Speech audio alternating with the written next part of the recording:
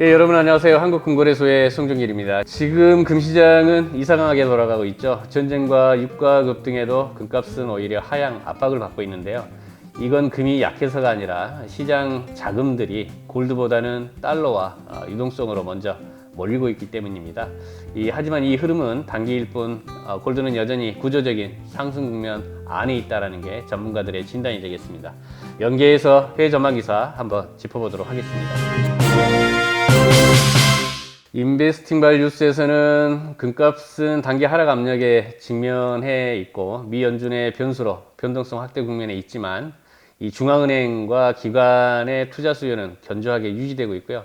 이 장기적으로는 중앙은행 수요와 지정학적 리스크, 통화체제 변화 등 구조적인 요인들에 의해서 금 가격의 상승을 지지하고 있어서 장기 상승 추세는 여전히 견고하게 유지된다는 전망이고요.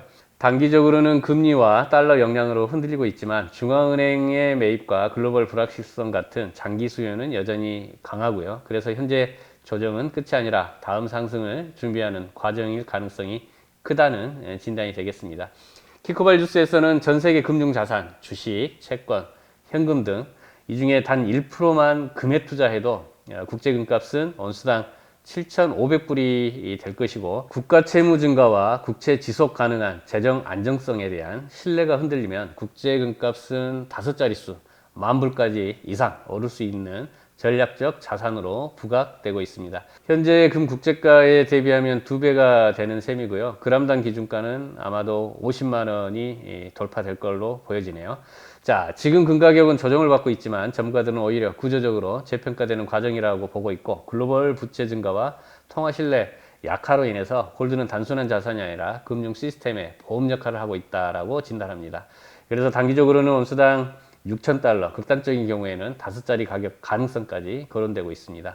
10,000불도 갈 수 있다라는 그런 내용이 되겠고요. 키코발 뉴스에서는 중앙은행들이 경기 둔화와 인플레이션 상승이라는 이중 압박 속에서 독점화폐 함정이라는 법정화폐의 구매력 약화를 전망하고 있어서 미국, 유럽, 일본 등 주요 경제권이 고도로 부채화된 상태에서 통화정책을 유연하게 운영할 수밖에 없는 상황이기 때문에 이 장기적으로는 시장은 골드와 실버 같은 하드 자산으로 이동할 것이라는 분석이고요. 골드의 국제가가 수년 내 온수당 10,000달러, 실버는 200달러까지 상승할 수 있다라는 예측을 내놨습니다. 자, 미국, 유럽, 일본 부채가 굉장히 높다는 그런 의미가 되겠고요.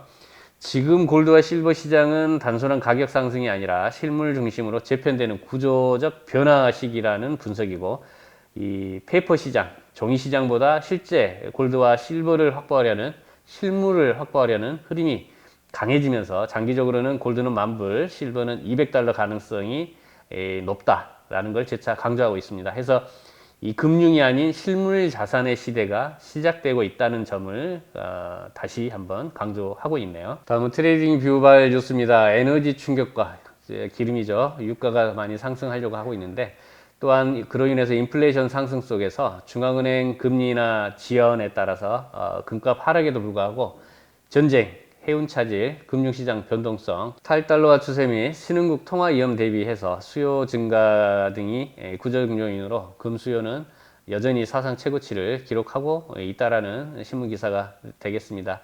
유가가 상승하면 인플레이션이 오고 금리가 상승으로 이어지면서 금과 같은 안전자산 수요도 동시에 커지고 있는 상황이라고 볼 수가 있겠습니다. 그래서 결국 시장 자금은 주식보다는 에너지나 골드 같은 실물 자산으로 이동하는 흐름을 보일 것으로 보여진다고 하네요. 키코발 뉴스입니다. UBS에서는 이 전쟁이나 지정학적 갈등에도 불구하고 최근 금 가격의 기대만큼 뚜렷한 상승세를 보이지 않았지만 글로벌 부채 확대, 통화정책 변화, 이 지정학적 리스크가 지속되는 환경에 반응하면서 2026년 말까지 보수적으로 봐도 20% 상승해서 국제가는 온수당 6,200불까지 오를 것으로 보여진답니다. 지금 골드 가격이 전쟁에도 크게 못 오르는 이유는 금리와 달러 영향이 더 크게 작용하고 있기 때문인데 하지만 UBS는 여전히 금은 중장기적으로 20% 이상 상승 가능성이 있어 보인다라고 하고 있고요. 그래서 결국 골드 관련 단기 뉴스보다는 부채나 통화, 경제 불안 같은 구조적 흐름에 더 크게 움직이는 자산임을 강조하고 있습니다. 네, 키코발 뉴스입니다. 지금의 금값 하락 하락의 이유는 전쟁 때문이 아니라 달러 유동성 때문이라고 보는데, 시장 불안이 커질수록 이 투자자들은 금보다는 달러와 국채를 먼저 확보하려는 흐름이 먼저 이어지기 때문이라고 보고 있습니다. 다만 이건 단기 현상일 뿐, 골드는 여전히 장기적으로 상승 구조에 있는 자산이라는 점을 다시 한번 강조하고 있네요. 유튜브 댓글들을 보면 한국 금거래소는 사고 파는데 웬 그렇게 갭 차이가 많이 나느냐라고 이제 언급을 많이 하십니다. 모든 상품들은 실물 같은 경우는 수요와 공급에 의해서 움직이지 않습니까? 중동 전쟁이 터져서 유가가 상승하기 때문에 우리나라 기름값 또한 그렇게 올라가지 않습니까? 공급은 부족하고 또 수요는 늘어나기 때문에 판가율이 높아지는 그런 현상인데요. 우리나라 금실물 같은 경우도 부가세 10%로 인한 영향을 많이 받고 있습니다. 다만 이 실물에 부가세 10%가 존재하는 것에 비해서 ETF나 골드뱅킹 같은 경우도 매매 차익에 대한 배당 소득세도 15.4%가 붙습니다.